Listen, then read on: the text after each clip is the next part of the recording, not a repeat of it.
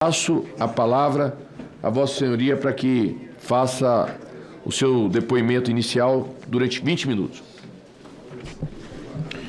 Bom dia a todos.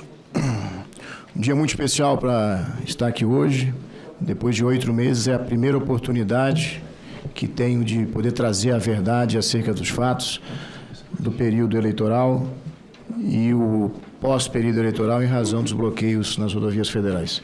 Então, agradeço muito, senhor presidente, qual o cumprimento, deputado Arthur Maia, o senador Cid Gomes, hoje substituído pelo deputado Evair de Mello, o senador Magno Malta, que é o segundo presidente, e a senadora Elisiane Gama, que é a relatora desta comissão. Cumprimento também todos os senadores e deputados federais aqui presentes. E a gente queria, presidente, ter feito uma apresentação, não foi autorizado, né? Então a gente teve que se readequar para fazer uma fala rápida aqui nesses 20 minutos.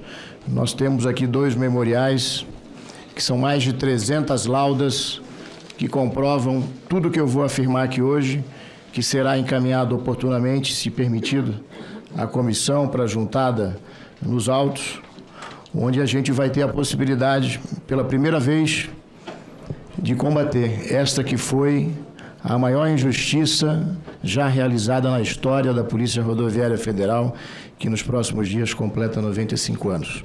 Então nós teremos essa oportunidade. As informações aqui, nenhuma delas de cunho pessoal, todas dos bancos de dados da Polícia Rodoviária Federal, das instituições de segurança do Brasil. Eu acho que hoje os nossos policiais rodoviários federais, que há tempo, há 8 meses, têm estado muito triste. Uma instituição soberana, uma instituição de Estado, uma instituição que nasceu para salvar vidas no Brasil, uma instituição que nos últimos anos se destacou. Nos últimos 4 anos, por exemplo, são dados internacionais, somos a instituição que mais apreendeu droga no mundo. Apesar de termos apenas 2% do efetivo policial no Brasil, fomos a instituição que nos últimos anos mais combateu os crimes ambientais. A instituição que mais defendeu os direitos humanos com a retirada de trabalhadores escravos em diversas regiões do Brasil. A apreensão de arma, o trabalho contra a pedofilia. No ano passado fomos reconhecidos pela CGU como o órgão mais transparente do Brasil. E ainda em 2022 fomos reconhecidos pela Secretaria Digital do Governo Federal como o órgão com mais avanço tecnológico do Brasil em sua história. Então, uma instituição que cuida das pessoas, que tem isso desde a sua formação, uma instituição que talvez a que mais trabalhou na defesa do SUSP, que é o novo sistema de segurança pública, com mais de 350 convênios assinados com polícias estaduais e polícias guardas municipais nos últimos anos. Mas eu irei falar, a princípio, né, o que eu tenho informações aqui é do dia da eleição, né, primeiro e segundo turno, e os fatos posteriores, e naturalmente, se tiver alguma coisa relacionada a 8 de janeiro também, irei responder. Mas nessa data, né, 8 de janeiro, inclusive, eu já estava fora do cargo de diretor-geral e também já estava fora da instituição, porque eu me aposentei ainda no mês de dezembro. Relacionado aos fatos, é uma breve, muito breve afirmação que eu farei aqui e estarei pronto depois para provar todas as afirmações em razão desses documentos que estão aqui e as informações que estão na minha memória daquilo que eu tomei conhecimento. Então, farei alguns tópicos aqui para facilitar o entendimento dos senhores, né? O que se falou muito é que a PRF, no segundo turno da eleição, direcionou a sua fiscalização para o Nordeste brasileiro. Entendeu? Isso não é verdade. Não é verdade porque o Nordeste brasileiro é o local que nós temos 9 estados, 9 superintendências, temos a maior estrutura da PRF no Brasil, a maior quantidade de unidades da PRF. No estado do Nordeste também se encontra hoje lotado, há muito tempo, o maior efetivo da instituição. É no Nordeste brasileiro também que está a maior malha viária de rodovias federais do Brasil, está no Nordeste brasileiro. O Nordeste brasileiro também, onde a gente tem a maior quantidade de acidentes com vítimas de todas as regiões do Brasil. É o Nordeste também que tem a segunda maior frota de ônibus do Brasil. Se a gente retirar a cidade de São Paulo da região Sudeste, o Nordeste é a região que tem a maior frota de ônibus ou vans do Brasil. O Nordeste também é onde, infelizmente, nas últimas 5 eleições, foram feitas a maior quantidade de prisões acerca de crimes eleitorais, nas 5 eleições. É no Nordeste também que a gente tem o maior registro de apreensão de arma de fogo, e devemos lembrar que na última eleição foi proibido, né, o trânsito e a aproximação de zonas eleitorais de pessoas armadas, mesmo aqueles que tinham porte. Então a PRF tinha também essa obrigação. E lembrar que as polícias ostensivas trabalham com georreferenciamento e estatística. Nós não somos uma polícia judiciária que tem algumas informações privilegiadas em razão da sua atividade. Então nós trabalhamos sempre em cima de georreferenciamento e em cima de estatística. O outro questionamento é que nós tínhamos uma fiscalização excessiva no Nordeste. Então, nós tivemos 694 pontos de fiscalização no dia 30 de outubro, que foi o segundo turno da eleição, e o Nordeste, assim, junto com o Norte, foi os locais que a polícia menos realizou fiscalização. Onde mais se fiscalizou foi no Sudeste, depois no Sul, no Centro-Oeste, e o Nordeste, empatado com o Norte, ficou em 4ª posição. Nós tivemos, em média, 25 locais de fiscalização por estado no Nordeste no segundo turno.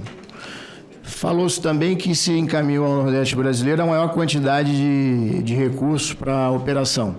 Seria natural que lá se encaminhasse o maior, porque se tem o maior efetivo, é natural que em número absoluto, quando você bota um percentual, você vai ter uma quantidade maior de pessoas a convocar, de viaturas para utilizar, mas isso também não é verdade. O Nordeste ficou em 3º lugar na média nacional do repasse de recursos. Reitero que todos esses recursos estão dentro dos sistemas do governo federal, que podem ser auditados, e em sua maioria que está aqui são fontes abertas. Se falou também que a quantidade de veículos naquela região foi a mais fiscalizada. Também não é verdade. Nós tivemos, em média, no Nordeste, 26,5 veículos fiscalizados, ou de 26 a 27 veículos fiscalizados por ponto de fiscalização. Tá? Então, o Nordeste ficou em 4ª posição, juntamente com o Sul, 26 veículos fiscalizados por ponto. Depois se afirmou na imprensa também que a PRF descumpriu a decisão do TSE. E aí é importante a gente esclarecer tudo o que ocorreu, porque, infelizmente, uma pequena parte da mídia brasileira não difunde as informações por completo. Então, nós temos 2 situações. Temos uma ADPF, que de relatoria do ministro Barroso, que autorizou todas as frotas municipais ou a serviço dos municípios e também ônibus de concessionárias, ônibus da área escolar, da saúde, que fossem autorizados a fazer transporte de eleitores no dia da eleição. Depois, os interessados na DPF fizeram nova petição e o ministro Barroso estendeu a utilização desses bens públicos ou concessionários ou a serviço desse para extralimite municipal e extralimite estadual, ou seja, intermunicipal e interestadual. Na véspera da eleição, por volta de 23 horas do dia 29 de outubro, o ministro Alexandre de Moraes, na condição de presidente do Tribunal Superior Eleitoral, nos encaminhou uma recomendação, vejam, às 23 horas do dia 29 de outubro, para que a gente efetivamente desse um cumprimento, né, daquela decisão anterior, agora com uma abrangência um pouco maior. Rapidamente, em apenas 2 horas, a gente já encaminhou isso, está aqui os documentos, todos encaminhados para todas as autoridades no Brasil, todas as superintendências em difusão, determinando o fiel cumprimento da decisão do ministro Alexandre de Moraes e ratificando a decisão da ADPF relatada pelo ministro Barroso. Então, nós fizemos imediatamente, não existe qualquer tipo de omissão por qualquer gestor da PRF em qualquer estado da federação. E mais, fomos à AGU, porque nenhum servidor do Poder Executivo pode cumprir qualquer decisão judicial sem um parecer da AGU. E a AGU disse, está aqui, cumpra continue a operação e cumpra a decisão. Ou seja, a polícia deveria continuar o seu trabalho de fiscalização de trânsito, o seu trabalho proibindo que armas, que também era uma decisão do STF, chegasse próximo das zonas eleitorais, fiscalizando também os crimes eleitorais. E foi isso que a instituição fez naquele domingo. Então, não existe até o presente qualquer registro, uma investigação da Polícia Rodoviária Federal, inclusive também sendo investigado pelo MPF e pela Polícia Federal, o registro de qualquer cidadão brasileiro, apenas um, que deixou de votar no dia 30 pelo um trabalho de fiscalização da Polícia Rodoviária Federal. Não existe nos registros que são auditáveis da Polícia Rodoviária Federal. E vale citar aqui que nenhum policial rodoviário federal pode fazer uma abordagem sem registrar. Vocês podem observar quando passarem por uma viatura, por um policial, algum deles estará com o celular na mão. Ele está registrando aquela abordagem. Então, tudo está devidamente registrado. Nenhum ônibus foi recolhido. Há de se destacar também, e o ministro Barroso destaca isso na sua decisão, que os ônibus eram para eleitores. Não poderia haver qualquer tipo de diferenciação do candidato A ou do candidato B. O parecer da AGU também vai nesse encaminhamento. Então, os nossos policiais estavam lá para garantir a segurança. E mais, neste dia, não foi registrado no Brasil nenhum acidente com vítimas graves, com ônibus ou vans, em razão desse trabalho que a gente fez e conseguiu garantir o deslocamento dos cidadãos aos pontos de votação. E mais, o segundo turno da eleição, pela primeira vez na história, foi o turno que a gente teve o menor número de abstenção. Aos tribunais regionais eleitorais, que trabalhamos em conjunto, no transporte e na segurança das urnas, a Justiça Eleitoral e o Ministério Público Eleitoral, em centenas de casos no Brasil, que fizemos a segurança de juízes e promotores eleitorais ameaçados. Não existe nos TRE do Brasil nenhuma investigação que fica demonstrado que a Polícia Rodoviária Federal descumpriu qualquer procedimento em relacionado às decisões e qualquer outra norma dos colegiados dos tribunais, do Tribunal Regional Eleitoral, TSE e dos TREs. Inclusive, a Polícia Rodoviária Federal foi homenageada por mais de 10 tribunais regionais eleitorais após as eleições. E aí a gente encontra várias matérias comprovando tudo que eu estou falando aqui. Inclusive, na semana passada, o MPF, lá no Pernambuco, arquivou mais um procedimento, porque não foi encontrado nada que desabonasse a conduta dos nossos policiais. Mas como que iniciou toda essa situação? Eu explico aos senhores. A gente vinha trabalhando dentro da instituição, nós passávamos um momento difícil, um momento de descontentamento de parte do público da instituição. Por quê? Em 2019 foi aprovada a reforma da Previdência, que trouxe muito prejuízo aos policiais civis da União, dos estados e dos municípios. Então, muitos policiais já haviam um descontentamento muito grande. Segundo, foi prometido que no ano de 2019 a instituição receberia uma carreira melhorada, ou seja, um salário melhor, haveria um reconhecimento, uma organização, e o Ministério da Economia não aprovou. E isso criou um grau de descontentamento muito grande na instituição. Além disso, nós chegamos a 13 mil policiais nos últimos 4 anos, foi o maior ingresso de policiais na história. Grande parte dos nossos policiais também eram eleitores do eleito presidente Lula. Além disso, não há, é um crime impossível, que não ocorreu e não tem como. Como que nós falaríamos com 13 mil policiais no Brasil, explicando qual era a forma criminosa de operar, sem ter uma conversa por WhatsApp, Telegram, sem ter uma reunião com esses policiais em qualquer delegacia do Brasil, sem ter um e-mail enviado, Será se nenhum desses policiais, que é um número grande de policiais na Polícia Rodoviária Federal, que são de ideologia progressista, de esquerda, será se esse grande efetivo, que vão ter que trabalhar mais 7, 8 anos em razão da reforma da Previdência, nenhum participou, ouviu no corredor alguma coisa? Não tem como fazer uma situação dessa, envolver 13 mil policiais lá em Chapuri, no Acre, em Tartarugazinho, lá no Amapá, lá em Uruguaiana, no Rio Grande do Sul, sem ter uma simples conversa de corredor. Eu tenho certeza. Nossos policiais são honestos. Hoje, para passar no concurso da PRF, é mais de 1.000 candidatos por vaga. E na PRF, ou em qualquer órgão federal, vocês podem ter certeza que ninguém consegue fazer uma trama dessa sem ser juntado provas, sem ter... Então, isso não existe. Isso não existiu. Mas é fantasiosa. Mas como que isso ocorreu? Está aqui.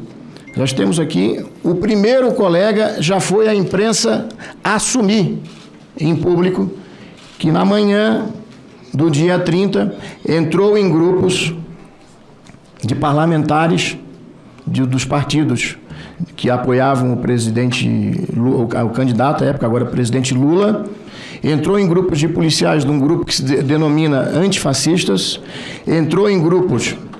4 minutos. Falta 4.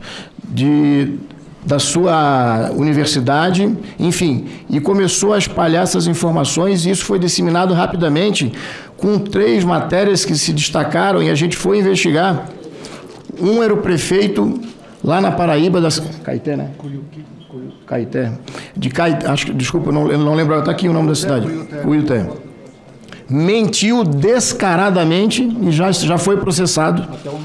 Até o nome ele mentiu. Inclusive fez campanha política, que é crime, num local que os policiais ficaram por 39 minutos e um dos veículos que estavam lá era do juiz da comarca que foi lá conversar com eles.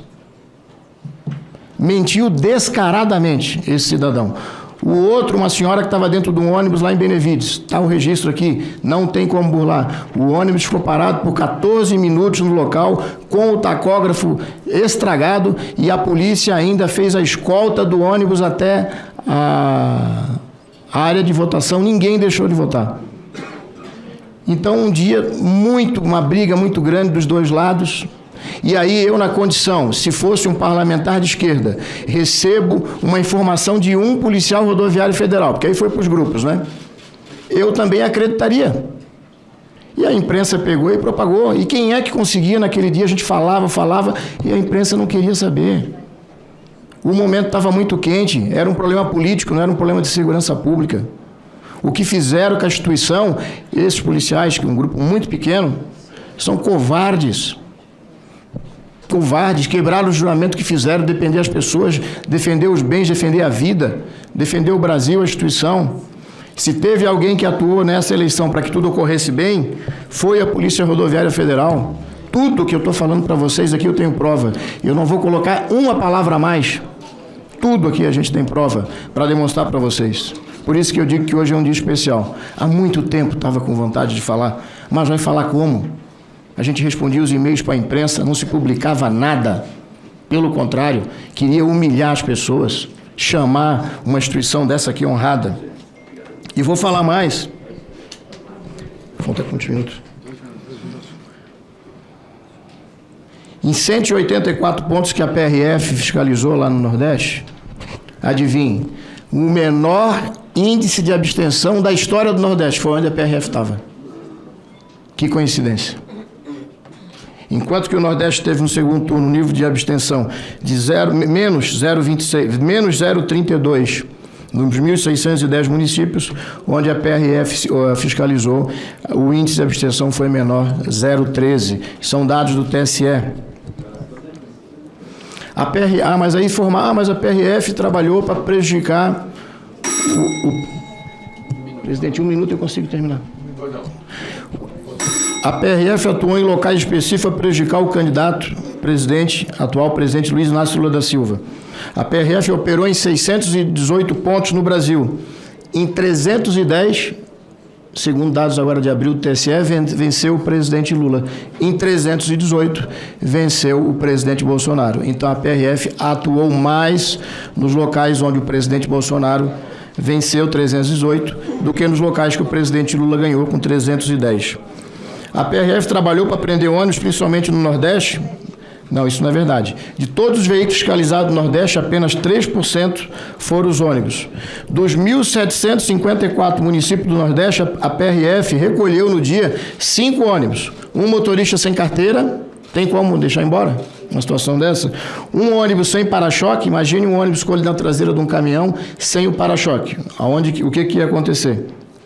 Um com o vidro quebrado, e um ônibus que estava sem retrovisor. Não há a mínima condição de um policial liberar um veículo desse para... Inclusive, um dele estava vazio, nem estava levando eleitor. Era da empresa que limpava a rodovia lá. Não tinha condição. E o que fez os policiais? Deram as condições para o transbordo e todas as pessoas foram votar.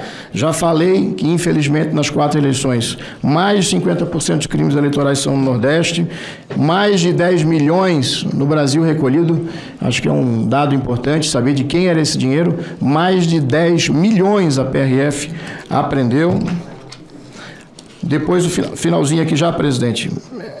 A PRF foi omissa no dia 31/10 e seguinte, antes do ministro Alexandre de Moraes, na segunda-feira, tomar a decisão, que foi extremamente importante para a PRF, porque fez os outros órgãos federais, estaduais, municipais se mexerem.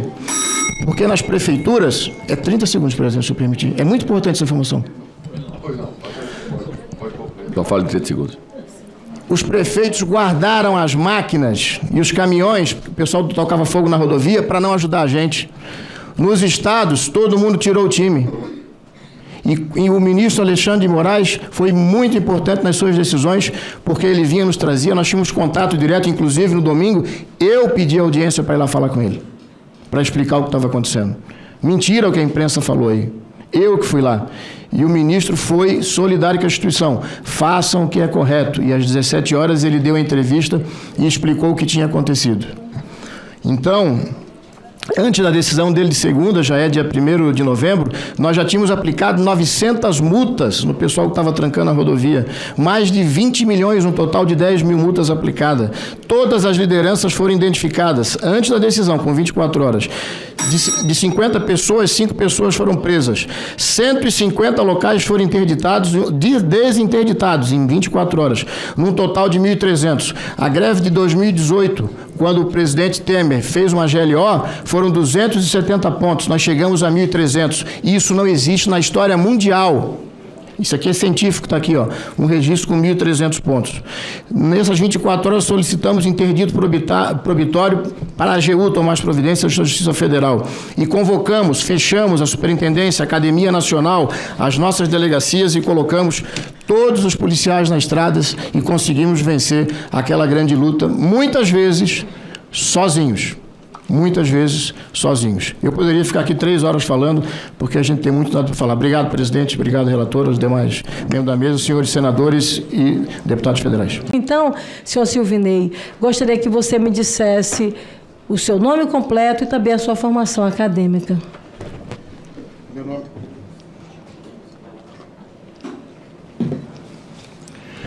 Meu nome é Silvinei Vasques. Eu sou graduado em Economia pela Universidade Federal de Santa Catarina, sou graduado em Administração pela Universidade do Estado de Santa Catarina, sou graduado em Direito pela Universidade do Vale do Itajaí de Santa Catarina, sou graduado em Segurança Pública pela Universidade do Sul de Santa Catarina, tenho 7 pós-graduações e especializações, uma na área de Logística, em Segurança Pública, em Direito Criminal, em Estudos Superiores, em Transporte, e o MBA em Gestão Empresarial. Sou mestre em Administração na área de Gestão de Pessoas e concluí todos os créditos do doutorado em Direito na Universidade Católica da Argentina. E na área de formação técnica, eu possuo todos os cursos que a Polícia Rodoviária Federal disponibilizou desde o início da minha carreira, com cursos destacados também nos Estados Unidos, na SWAT, em Los Angeles, em 1999, e também no Departamento de Estado americano, ICE, nos crimes transfronteiriços, no ano 2015, se destacam. Mas eu tenho mais de 20 cursos policiais e recebi na minha carreira mais de 100 comendas de reconhecimento pelo trabalho que eu fiz nesses 29 anos de serviço público policial e 6 anos no comércio. Eu trabalhei 35 anos da minha vida e trabalho desde os 12 anos de idade com carteira assinada. Fui comerciário até os 18 anos, depois entrei para as instituições policiais. O seu mestrado, que o senhor faz referência ao mestrado feito na Espanha? Eu fiz o mestrado foi especificamente? Na Espanha. Fiz qual mestrado área? na Espanha, na área de administração.